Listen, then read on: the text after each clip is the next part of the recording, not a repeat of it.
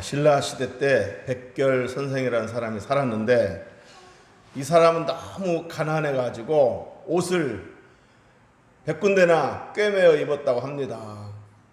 그래서 이웃 사람들이 그의 별명을 옷을 100군데나 꿰매어 입었다는 뜻으로 백결, 백백자, 꿰맬 결자, 백결 선생이라고 이름을 지어줬다고, 별명을 지어줬다고 합니다. 이 백결 선생은 음악을 너무 좋아했는데 그 중에 검은고를 잘 탔습니다. 그런데 어느 해 섣달 금음날이었습니다. 섣달 금음날이면 설 전날이죠. 설 전날 이웃집 여기저기서 설 준비하려고, 설 음식, 설 떡 장만하려고 떡방아를 찌는데, 그 떡방아 찌는 소리가 들리는데 이 백결 선생 아내가 한숨을 쉬면서 이렇게 말했습니다. 남들은 저렇게 여유가 있어서 떡방아를 찌는데 우리는 어떻게 하지요? 이렇게 한숨을 쉬면서 말하더랍니다. 그러자 백결 선생이 아내를 달래면서 내가 오늘 당신을 위해 검은고로 떡방아 찌는 소리를 낼 테니 그걸로 이완을 삼으시구려, 그랬다고 합니다. 그래서 그 유명한 백결 선생의 떡방아 타령이 있습니다. 자, 여러분, 명절은 즐거운 날인데, 참 명절 즐거운 날이지만 한편 명절이기 때문에 더 서글프고 서러운 사람들이 있습니다. 우리도 개척 초기에 참 돈이 없었을 때 명절 오면 기분이 영 썩 좋지가 않았어요. 그리고 또 명절 되면 이상하게 또 돈이 없는데다가 명절 되면 더 돈이 없어요. 그러면 이 명절 왜 오는가 막 이렇게 말할 때도 있었습니다. 명절 되면 더 마음이 이렇게 착 가라앉고 참 속상할 때가 있었습니다. 그러듯이 명절이 즐거운 날인데도 한편 명절이 되면 더 속상하고 서글프고 서러운 사람들이 있다는 겁니다. 예를 들어서 고향에 갈 수 없는 그 이산 가족들, 탈북자들, 또 부모가 없는 사람들, 가족이 없는 사람들, 소년 소녀 가장들, 뭐 이런 사람들, 특히 또 가난한 사람들, 돈이 없는 사람들, 이런 사람들은 남들은 즐거워하는 명절이지만 이들에게는 서러운 명절일 수가 있다는 얘기입니다. 자, 오늘 본문에도 명절 얘기가 나오는데요. 유대인의 명절 중에 불임절이라는 명절이 나옵니다. 이 불임절의 명절은 어떻게 유래되었느냐 하면 바사국, 그러니까 오늘날로 말하면 페르시아죠. 페르시아 제국 시대 때 아하에스로 왕 그 시대 때 유대인들을 싫어하는 대적자들이, 특히 그 총리 대신 하만이 유대인들을 싫어해서 어느 날을 정해가지고 그날에 유대인들을 대거 학살하고 몰살시키자, 이런 계획을 세웠습니다. 그래서 그 디데이를 놓고 준비를 했습니다. 자, 그런데 하나님이 모르드게와 에스더를 통해서 유대인들을 그 큰 위기에서 건져주셨습니다. 학살당하기로 예정된 날이, 몰살당하기로 예정된 그날이 유대인들에게 대승리의 날이 되었습니다.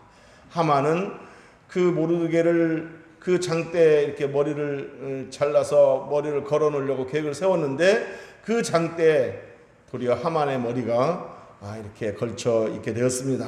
자, 그렇게 해서 하나님께서 이렇게 그 유대인들을 큰 위기에서, 학살당할 위기에서 건져주셨는데 이 날을 기념하기 위해서 만든 날이 불임절입니다.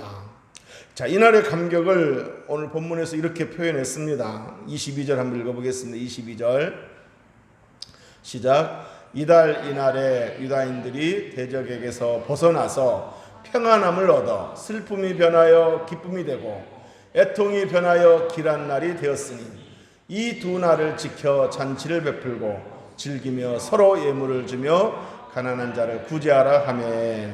자, 이렇게 슬픔이 변하여 기쁨이 된 날이다, 애통이 변하여 길한 날이 된 날이다 하면서 이 날을 기념하게 되었습니다. 그래서 유대인들의 지도자 모르드게가 이 날을 큰 축제일로 삼았습니다. 명절로 삼았습니다.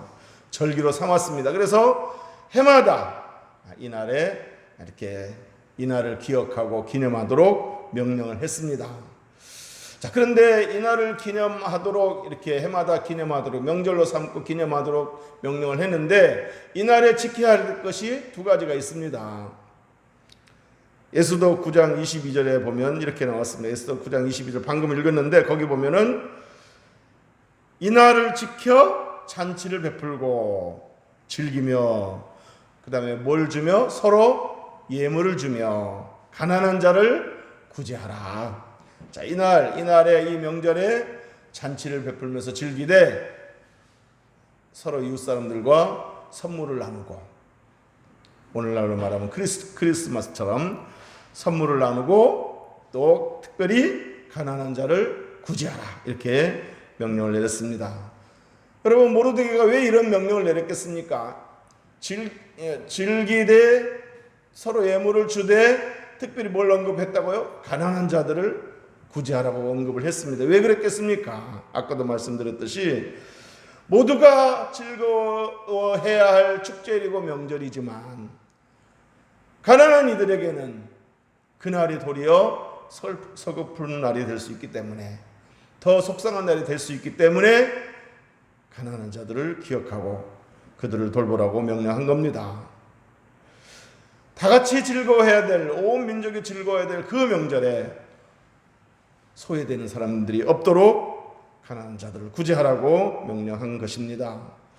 자, 그런데 여러분 구약 성경에 보면 이 가난한 자들을 돌보라는 이 명령은 오늘 본문에만 있지 않습니다. 구약 성경 곳곳에 가난한 자들을 언급했습니다.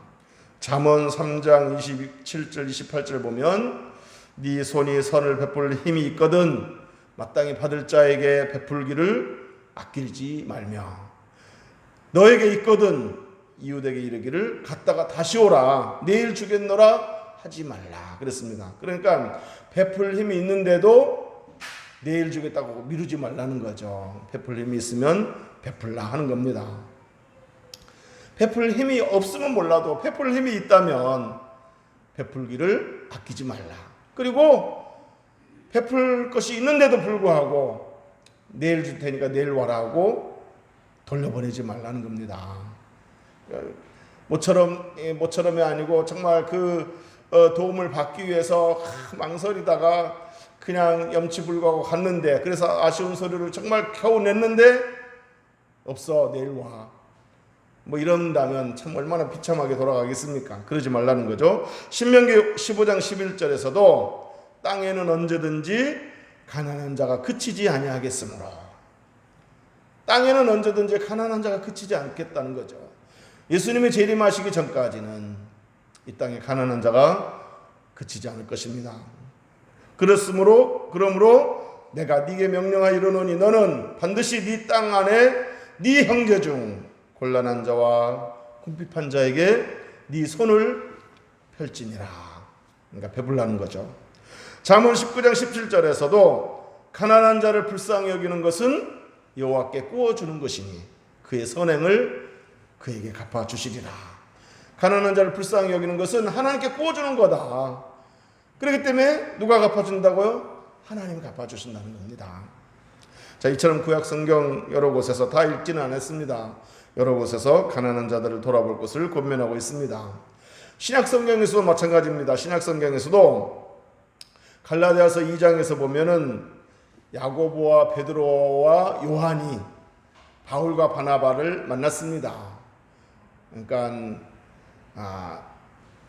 바울과 바나바가 방문을 한 거죠. 예루살렘 교회를. 그때 예루살렘 교회 지도자들인 야고보와 베드로와 요한을 만난 겁니다. 그 만나서 한 얘기가 뭐냐면 바울이 그 야고보와 베드로와 요한에게 뭐라고 말했냐면 당신들은 할례자에게 즉 이스라엘 동족들에게 복음을 전할 사명을 맡았고 나는 이방인에게 복음을 전할 사명을 맡았다. 앞으로도 나는 이방인에게 복음을 전할 것이다. 이런 말을 하면서 뭐라고 말하냐면 이렇게 바울이 당신들은 할례자에게 이스라엘 동족들에게 나는 이방인에게 이렇게 복음을 전하는 사명을 맡았다. 맡은 사명을 우리 잘 감당하자. 이렇게 말을 하니까 그 야고보가 뭐라고 말하냐면 맞다. 우리들은 이스라엘 동족들에게 복음 전할 사명을 맡았고 당신 바울은 이방인에게 복음을 전할 사명을 맡았다. 그런데 당신이 계속해서 이방인들에게 복음을 전할 때에 어디서 복음을 전하든지 간에 가난한 자들을 기억해 주라. 이런 당부를 했습니다. 야고보가. 자, 그 구절을 제가 잠깐 뒷부분만 읽어보겠습니다. 다만 우리에게 가난한 자들을 기억하도록 부탁하였으니, 이렇게 가난한 자들을 기억하라고, 이렇게 돌보라고 당부를 합니다. 여러분, 가난한 자를 돌아보는 것은 주님이 몸소 실천하셨던 바입니다. 주님이 이 땅에 계시는 동안 가난한 자들을 돌보셨고 병든 자들을 돌보셨고 소외된 자들을 돌보셨습니다. 그리고 또 그들을 돌보라고 가르치셨습니다. 때문에 예수님의 제자였던 야고보, 요한, 베드로, 이들은 늘 예수님의 가르침에 몸에 밴 거죠. 몸소 또 봐왔고, 그래서 야고보와 요한과 베드로는 바울에게 어디를 가든지 가난한 자들을 이렇게 돌봐라, 이렇게 당부를 한 겁니다. 바울에게. 자, 그런데 이 말을 들은 바울이 뭐라고 말하냐면, 나도 본래부터 가난한 자들을 돌보는 일에 힘써왔다. 나도 사도 되기 전부터 그런 일은 힘써왔다. 그리고 사도 된 이후에도 계속 그런 일을 힘써왔다. 그러니 앞으로도 나는 복음 전할 때마다 어디를 가든지 가난한 자들을 계속 돌아볼 것이다 라고 바울도 그렇게 대답을 했습니다. 그리고 여러분, 바울은 자기가 직접 친히 이렇게 몸소 가난한 자들을 돌보는 일을 잘 실천했을 뿐만 아니라 자기의 제자이면서도 에베소 교회 목회자였던 디모데에게 편지를 보내면서 디모데전서 이렇게 편지를 보냈습니다. 네가, 그러니까 디모데죠. 디모데야, 이 세대에서 부한 자들을 명하여, 그러니까 부자들한테 이렇게 가르치라는 거죠. 명령하라는 거죠. 뭐라고 가르치냐? 정함이 없는 재물에 소망을 두지 말고, 재물은 있다가도 없고 없다가도 있고 정함이 없다는 거죠. 정함이 없는 재물에 소망을 두지 말고 오직 우리에게 모든 것을 후히 주사 누리게 하시는 하나님께 소망을 두고, 그리고 선을 행하고 선한 사업을 많이 하고 나눠주기를 좋아하며 너그러운 자가 되게 하라. 이렇게 가르치라는 거죠. 디모데야, 네가 목회할 때 성도들에게 정함이 없는 재물에 소망을 두지 말고 하나님께 소망을 두고, 그러면서 선한 사업을 많이 하도록 가르쳐라. 나눠주는 일을 열심히 좋아하도록 가르쳐라. 이렇게 당부를 했습니다. 그러니까 그리스도인의 삶의 모습은 바로 이런 거다 하는 것을 가르치라는 거죠. 교회에서 모여서 기도 열심히 하고 봉사하고 헌금하고, 물론 이것도 신앙의 한 모습이지만 그리스도인의 본분이지만, 교회 밖에서 또 이렇게 선한 사업을 많이 하고 나눠주기를 좋아하고 가난한 자들을 돌보는 것, 이것도 그리스도인의 삶의 참된 본분이다, 모습이다 하는 것을 바울은 알고 있었고 또 그렇게 실천했고 또 제자 디모데에게 그렇게 가르치라고 이렇게 권면을 한 겁니다. 야고보 사도도 이렇게 말했습니다. 야고보 사도가 1장 27절에 보면, 야고보서 1장 27절에 보면, 하나님 아버지 앞에서 정결하고 더러움이 없는 경건은, 그러니까 참 경건은 곧 고아와 과부를 그 환난 중에 돌보고 또 자기를 지켜 세속에 물들지 아니하는 그것이니라 그랬습니다. 그러니까 참된 경건은, 더러움이 없는 참된 경건은, 정결하고 더러움이 없는 참된 경건은 첫째로 고아와 과부를 잘 돌아보는 것. 그러니까 소외당한 사람들, 어려운 힘든 사람들을 잘 돌아보는 것. 그리고 자기를 지켜 세속에 물들지 않는 것. 이 세상의 유혹에 빠지지 않고 세상 물결에 휩싸이지 않고 이 세상과 구별되게 살아가는 것. 이게 경건이라는 거죠. 그러니까 경건이라는 것은 교회 안에서 이렇게 거룩한 모습으로 기도하고 헌금 많이 하고 이것만이 경건이 아니다. 교회 밖에서도 세속에 물들지 않고 자기 자신의 신앙을 지키는 것뿐만 아니라 주변의 고아와 과부들을 돌아보는 것, 이것도 경건의 한 모습이다, 이렇게 가르쳤다는 겁니다. 여러분, 일찍이 그 구약의 이사야 선지자도 야고보와 똑같은 말을 했습니다. 구약의 이사야 선지자가 뭐라고 말했습니까? 이사야 선지자가 백성들한테 너희들이 하나님을 기쁘게 해드릴 양으로 금식을 참 열심히 하는데, 금식을 열심히 하는 것까지는 좋지만 금식하면서 너희들이 정말 하나님 기뻐하시는 삶의 모습은 없었다. 굶기만 했지 정말 하나님의 기뻐하시는 삶의 변화는 없었다. 너희들은 금식을 하면서도 여전히 힘없는 사람들을 압제하고 가난한 사람들을 괴롭게 했다. 이게 무슨 하나님의 기뻐하는 금식이 되겠느냐. 그러면서 정말 하나님이 기뻐하는 금식은 뭐냐? 압제당하고 있는 사람들의 결박을 풀어주며 멍에의 줄을 끌어주며 그들에게 있는 모든 멍에를 꺾는 것이다. 그러니까 그들을 압제하는 모든 것들을 풀어주고 자유케 하고, 그리고 뭐라고 말했냐면, 그리고 줄인 자에게 양식을 나눠주고 헐벗은 자를 보면 입혀주는 것, 이게 정말 하나님이 기뻐하는 금식이다. 굶기만 한다고 해서 금식이 아니고, 그렇게 열심히 굶는다고만 해서 하나님이 기뻐하는 금식이 될 수 없고, 하나님이 기뻐하시는 금식은 금식과 더불어 하나님 뜻대로 살려고 하는 모습이 보여야 된다. 그 가운데는 이렇게 다른 사람의 압제를 풀어주고 가난한 자들을 돌보고 헐벗은 자를 보면 입혀주고, 이게 바로 하나님의 기뻐하시는 금식의 모습이다 라고 말했습니다. 자, 그러니까 뭐예요? 아까 야고보 사도가 참된 경건은 세속에서 자기를 지켜 물들지 않는 것, 이것도 있지만 고아와 과부를 돌아보는 거다, 이렇게 말한 것과 맥을 같이 하지 않습니까? 이사야 선지자도 하나님 기뻐하는 금식은, 정말 하나님 기뻐하시는 모습은 이렇게 압제당한 자를 풀어주고 헐벗은 자를 보면 입혀주고 줄인 자를 보면 먹여주고, 이게 바로 하나님 기뻐하시는 모습이다, 이렇게 말을 했습니다. 자, 이사야 선지자는 계속해서 말하기를, 만약에 너희들이 금식하면서 이런 그 하나님 기뻐하시는 삶의 모습을 보인다면, 그걸 실천한다면 이런 축복이 있을 것이다 하면서 축복을 쭉 나열을 합니다. 어떤 축복이냐면, 하나님이 너희들을 뒤에서 호위해 주실 것이며, 너희들이 부르짖을 때 하나님이 응답해 주실 것이며, 또 하나님이 너희들을 항상 인도하여 메마른 곳에서도 너희들의 영혼을 만족하게 하실 것이며 너희들의 뼈를 경고케 하실 것이다, 이렇게 약속을 했습니다. 그러면서 마지막으로 너희들은 물된 동산 같을 것이고, 항상 물이 고여있는 동산 같을 것이고 물이 끊어지지 아니하는 샘물 같을 것이다, 이렇게 축복을 말했습니다.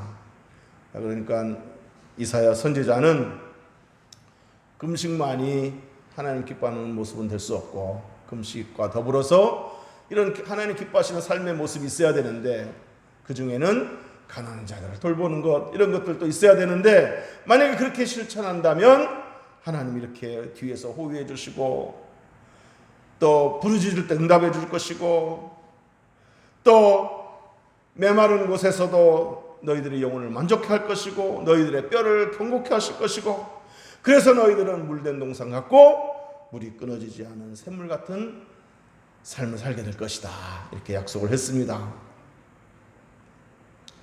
그러니까 야고보 사도도 이사야 선지자도 하는 말이 뭐냐면 똑같은 말이에요. 어떤 그 교회 안에서 종교적인 의식만 열심히 한다고 해서 참된 경건이고 하나님 기뻐하시는 삶의 모습이라고 할 수 없고, 그것과 더불어서 하나님 뜻대로 살면서 또 세상에서 세상과 짝하지 않고 세상에 물들지 않고 이렇게 구별되게 살아가는 것과 더불어서 가난한 자들을 돌아보는 것, 소외당한 자들을 돌아보는 것, 이게 바로 하나님 기뻐하시는 경건이고 하나님 기뻐하시는 금식이다, 삶의 모습이다라는 겁니다. 믿습니까? 자, 그런데 여러분, 가난한 자를 돌보라고 해서 이 가난한 자들은 반드시 물질적으로 가난한 사람들만을 말하는 건 아닙니다. 가난한 자들이라고 해서 반드시 물질적으로 가난한 사람들, 이것만을 의미하는 건 아닙니다. 여기 가난한 사람들이라는 말에는 마음이 아픈 사람, 마음이 가난한 사람, 외로운 사람, 또 뭔가 막 지치고 힘든 사람, 이런 사람들도 가난한 자들의 범주에 들어갑니다. 그리고 또 중요한 사실은 가난한 자들을 돌보라는 이 말은 꼭 물질적으로만 돌보라는 얘기는 아닙니다. 물론 물질적으로 도울 수 있으면 돕지만은 또 그 외에도 또 이렇게 누군가가 주변에서 힘들고 지친 모습을 보게 되면 전화 한 통화 한다든지 문자 한번 보낸다든지 따뜻한 위로의 말 한번 한다든지 이런 것도 가난한 자들을 돌보는 것이 되는 겁니다. 믿습니까? 자, 이제 말씀을 정리하도록 하겠습니다. 사람이 죽을 때 후회하는 것들 중에 세 가지가 있다고 합니다. 첫째로 참지 못한 것에 대해 후회를 한다고 합니다. 그때 내가 조금만 더 참았더라면 좋았을걸. 왜 그때 참지 못하고 쓸데없는 말을 해가지고, 왜 그때 막 이렇게 폭발을 해가지고 좀 좋게 말할 수도 있었는데, 왜 그때 내가 그렇게 좀 무지막지한 행동을 했었는가, 뭐 이런 후회를 한다고 합니다. 그 다음에 두 번째로 후회하는 것은 좀 더 행복하게 살지 못한 것에 대해서 후회를 한다고 합니다. 왜 그때 그렇게 빡빡하게 살았던가, 왜 그렇게 탁 지나고 나면 아무것도 아니었는데 그때 왜 그렇게 화를 내면서 불평하면서 짜증을 내면서 살았던가.